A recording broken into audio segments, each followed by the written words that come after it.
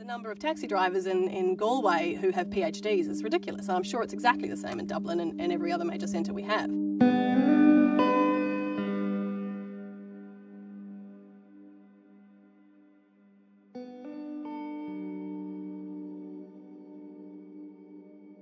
If you haven't already figured out, I'm standing for a candidacy with the Green Party in 2024, which is a long way from now.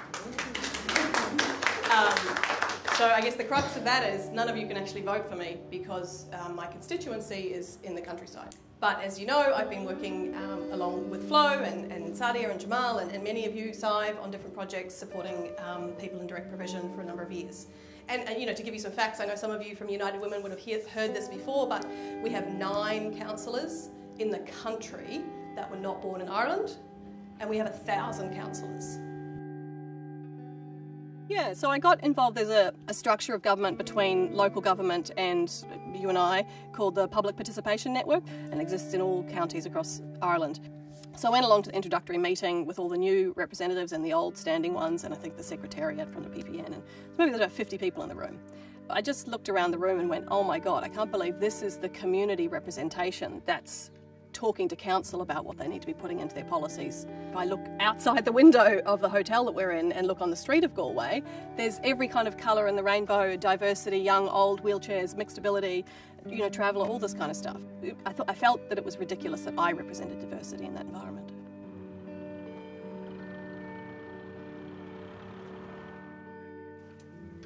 Hi, how are you? Oh, did you?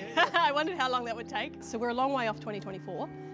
But I'm just saying hello to the neighbourhood. I live locally in Crockwell. Oh, very good. So I'm just knocking on doors, introducing myself.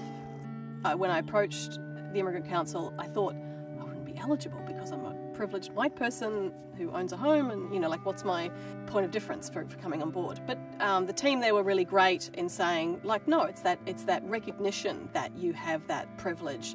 And that then really got a view into how bad that disparity is and how institutionalised racism is, which is what I'd seen first of all in those council chambers.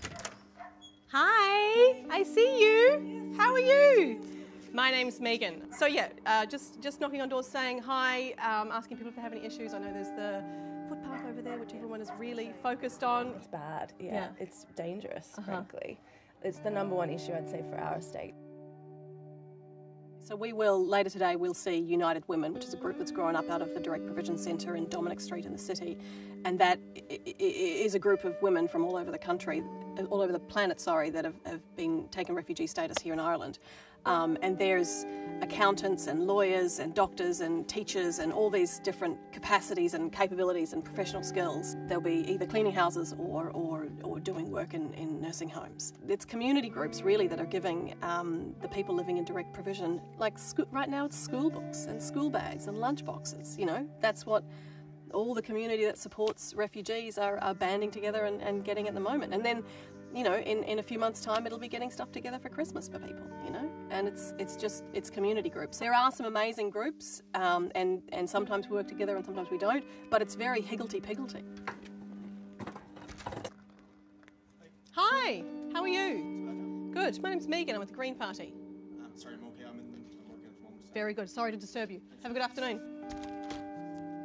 Because we've, you know, by virtue of being migrants and your experience as applicants for international protection, you've seen and heard things that nobody else has, you know. So to make that more widely known so that people essentially vote to affect change, because what we keep seeing, and this is you know, a kind of a constant issue for Galway, is that there's all these discussions about having intercultural strategies and intercultural policies and what have you, but there's actually no change. Well, where do we start? So the PPN, they invited me as a New Zealander and as a rep to say, well, how about we have an intercultural forum? And I thought that was a great idea. I thought I'd love to be involved in that. I've done a little bit of work with refugees in New Zealand, so intercultural forum sounds great. A huge turnout, maybe about 30 people came to the meeting, which was fabulous, from all different communities. It turned out that all of this has been done before and has been done multiple times, over and over again, and yet there hasn't been any structural change. We need to find a way to get that message to regular families. That's why we need, sorry for interrupting you, that's why we need a migrant representative in our problems, what we are going through. And that's why we need someone like you to represent us, because we actually don't have anyone. The politics can sometimes be quite reactionary, and certainly at a local councillor level. I mean, the perfect example is today, knocking on doors.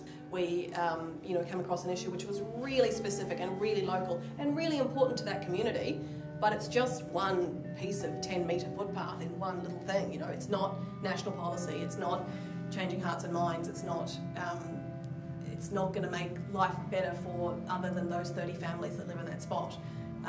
So the big picture stuff is hard to get over the line.